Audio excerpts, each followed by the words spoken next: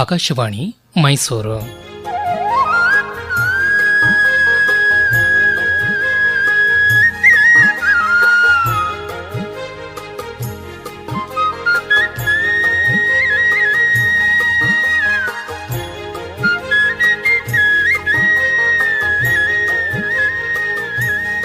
ಗಾದೆ ಗದ್ದುಗೆ ಗಾದೆ ಗದ್ದುಗೆ ಗಾದೆ ಗದ್ದುಗೆ ಗಾದೆ ಗದ್ದುಗೆ ಗಾದೆ ಗದ್ದುಗೆ.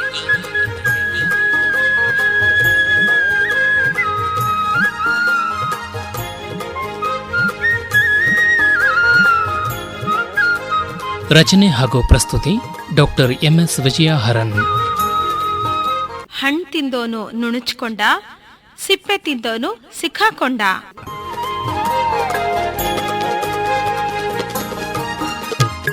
ಅಕ್ಕ ಅಕ್ಕ ಎಲ್ಲಿ ಹೋದೆ ಅಕ್ಕ? ಬೇಗ ಬಾಕ್ಕ ಇಲ್ಲಿ. ಅಪ್ಪಪ್ಪಪ್ಪ ಅದ್ಯಾಕೆ ರಾಮು ಹಾಗೆ ಸೂರ್ ಕಿತ್ತೋಗೋ ಹಾಕಿ ಹೋಗ್ತಿದೀಯಲ್ಲ? ಅಡಿಗೆ ಮನೆಯಲ್ಲೇ ಇದ್ದೆ ಕಣೋ. ಏನ್ ವಿಷಯ?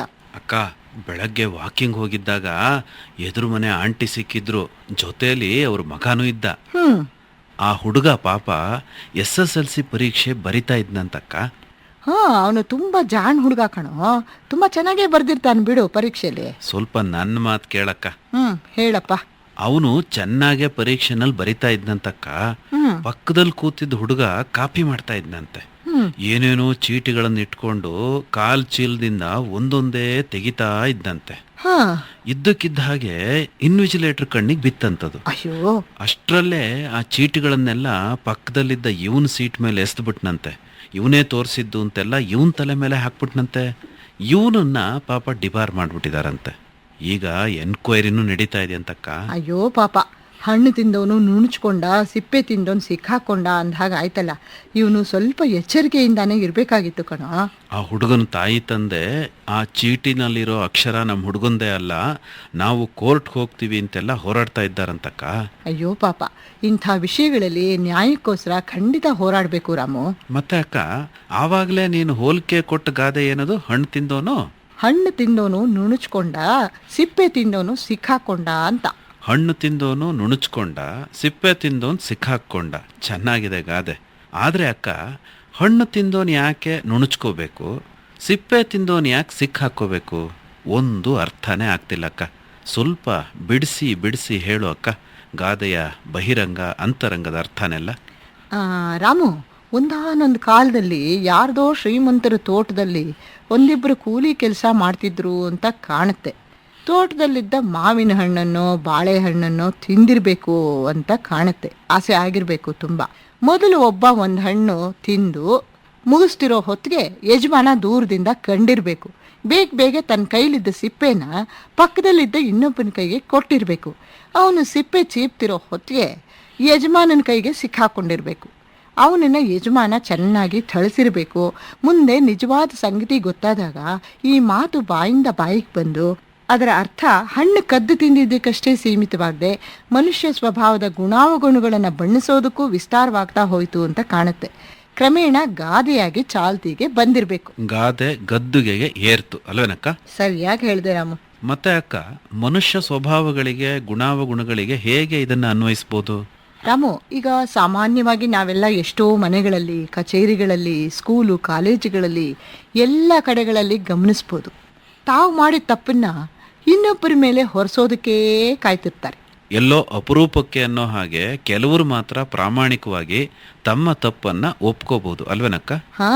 ಸಣ್ಣ ಸಣ್ಣ ವಸ್ತುಗಳನ್ನಾಗ್ಲಿ ದೊಡ್ಡ ದೊಡ್ಡ ವಸ್ತುಗಳನ್ನಾಗ್ಲಿ ಕಳ್ತನ ಮಾಡೋದು, ಇನ್ನೊಬ್ಬರ ಮೇಲೆ ಹೊರಿಸೋದು ಅಷ್ಟೇ ಅಲ್ಲ, ದೊಡ್ಡ ಪ್ರಮಾಣದಲ್ಲಿ ಲಂಚ ತಗೊಂಡು ಇನ್ನೊಬ್ಬರ ದುಡ್ಡನ್ನ ನುಂಗ್ ಹಾಕೋದು, ಅದರಲ್ಲಿ ಚೂರು ಪಾರು ಪಾಲುದಾರರಾಗಿರೋರನ್ನ ಸಿಕ್ಕಾಕ್ಸೋದು.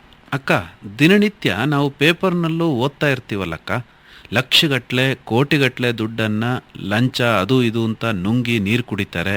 ಸಿಕ್ಕಿ ಹಾಕಿಕೊಳ್ಳೋ ದುಸ್ಥಿತಿ ಬಂದಾಗ ಇನ್ಯಾರನ್ನೋ ಅದಕ್ಕೆ ಗುರಿ ಮಾಡ್ತಾರೆ. ಕೋತಿ ಮೊಸರನ್ನ ತಿಂದು ಮೇಕೆ ಬಾಯಿಗೆ ಒರೆಸ್ತು ಅನ್ನೋ ಹಾಗೆ.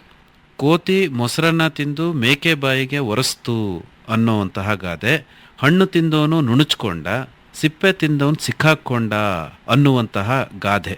ಈ ಎರಡೂ ಗಾದೆಗಳು ಒಂಥರಹ ಒಂದೇ ಅರ್ಥ ಕೊಡುತ್ತಲ್ವಾ?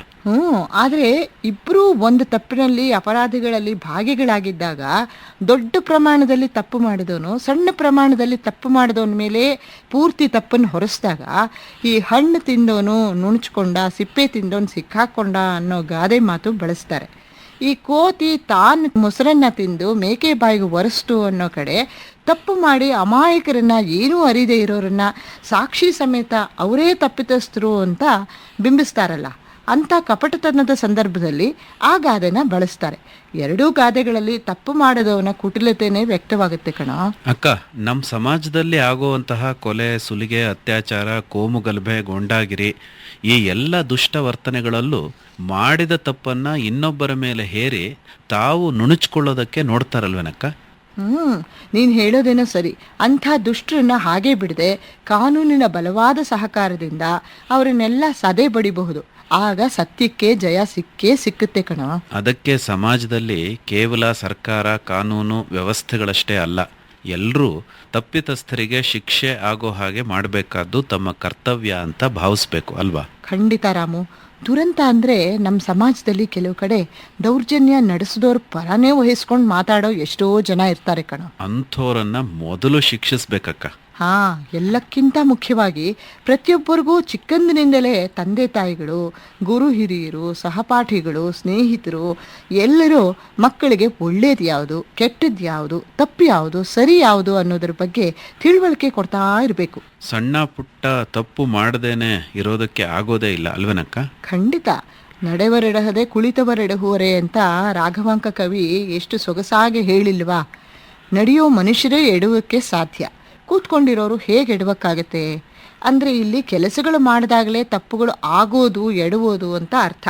ಮತ್ತೆ ಮಾಡಿದ ತಪ್ಪುಗಳನ್ನು ತಿದ್ದುಕೊಂಡು ಮತ್ತೆ ಮತ್ತೆ ಅದೇ ರೀತಿ ತಪ್ಪುಗಳನ್ನು ಮಾಡದೇ ಇರೋ ಹಾಗೆ ಎಚ್ಚರಿಕೆ ವಹಿಸಬೇಕು ಅಲ್ವೇನಕ್ಕ? ಮತ್ತೆ ಭಕ್ತಿ ಭಂಡಾರಿ ಬಸವಣ್ಣನವರು ಒಂದು ಸುಂದರವಾದ ವಚನದಲ್ಲಿ ಸನ್ನಡತೆಯ ಬದುಕಿಗೆ, ಜೀವನ ವಿಧಾನಕ್ಕೆ ಮಾರ್ಗಸೂಚಿ ಆಗಿರೋ ಅಂಥ ಅನೇಕ ವಿಷಯಗಳನ್ನು ಚಿಕ್ಕದಾಗಿ ಚೊಕ್ಕದಾಗಿ ಎಷ್ಟು ಚೆನ್ನಾಗಿ ಹೇಳಿದ್ದಾರೆ ಗೊತ್ತಾ? ಯಾವುದಕ್ಕ ವಚನ? ಕಳಬೇಡ, ಕೊಲಬೇಡ, ಹುಸಿಯ ನುಡಿಯಲು ಬೇಡ, ತನ್ನ ಬಣ್ಣಿಸಬೇಡ, ಇದಿರ ಹಳಿಯಲು ಬೇಡ, ಅನ್ಯರಿಗೆ ಅಸಹ್ಯ ಪಡಬೇಡ, ಇದೇ ಅಂತರಂಗ ಶುದ್ಧಿ, ಇದೇ ಬಹಿರಂಗ ಶುದ್ಧಿ, ಕೂಡಲ ಸಂಗಮ ದೇವ ಅಂತ. ಅಂದರೆ ಇಲ್ಲಿ ಕಳ್ತನ ಮಾಡಬೇಡ, ಇನ್ನೊಬ್ಬರನ್ನ ಕೊಲ್ಲಬೇಡ, ಹಿಂಸಿಸಬೇಡ, ತಪ್ಪು ಸುಳ್ಳನ್ನ ಮಾತಾಡಬೇಡ, ನಿನ್ನನ್ನೇ ಬಣ್ಣಿಸ್ಕೊಳ್ತಾ ಇರಬೇಡ, ಇನ್ನೊಬ್ಬರನ್ನ ಯಾವಾಗಲೂ ಬೈತಿರಬೇಡ, ಮತ್ತು ಇನ್ನೊಬ್ಬರ ಬಗ್ಗೆ ಅಸಹ್ಯ ಪಟ್ಕೊಳ್ಬೇಡ, ಇದೇ ನಿನ್ನಲ್ಲಿರುವ ಅಂತರಂಗ ಶುದ್ಧಿ, ಇದೇ ಬಹಿರಂಗ ಶುದ್ಧಿ ಕೂಡ. ಅದಕ್ಕಾಗಿ ಎಲ್ಲೂ ಹುಡುಕೊಂಡು ಹೋಗಬೇಕಾಗಿಲ್ಲ ಅಂತ ಬಸವಣ್ಣವ್ರು ಹೇಳ್ತಾರೆ ಕಣೋ. ಅಕ್ಕ, ಎಷ್ಟು ಸೊಗಸಾಗಿದೆ ಅಕ್ಕ ಬಸವಣ್ಣನವರ ಮಾರ್ಗದರ್ಶನ. ಸೊಗಸಾಗೇನೋ ಇದೆ. ಮತ್ತೆ ಮಾತಾಡ್ತಾ ಮಾತಾಡ್ತಾ ಟೈಮ್ ಹೋಗಿದ್ದೆ ನನಗೆ ಗೊತ್ತಾಗ್ಲಿಲ್ಲ ನೋಡು. ತಿಂಡಿ ಬೇರೆ ಮಾಡ್ಬೇಕು ನಾನೇನು.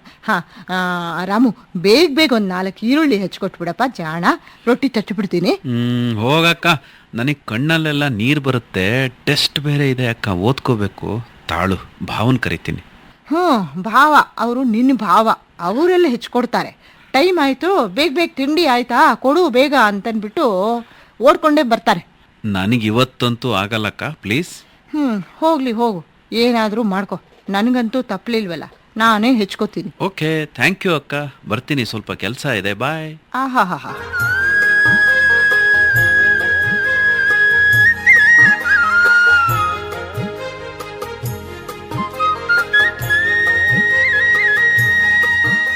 ಗಾದೆ ಗದ್ದುಗೆ ಕೇಳುತ್ತಿದ್ದೀರಿ.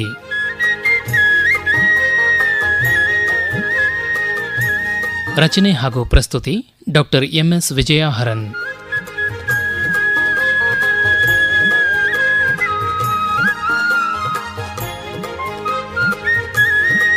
ನಿರೂಪಣೆ N ಕೇಶವಮೂರ್ತಿ.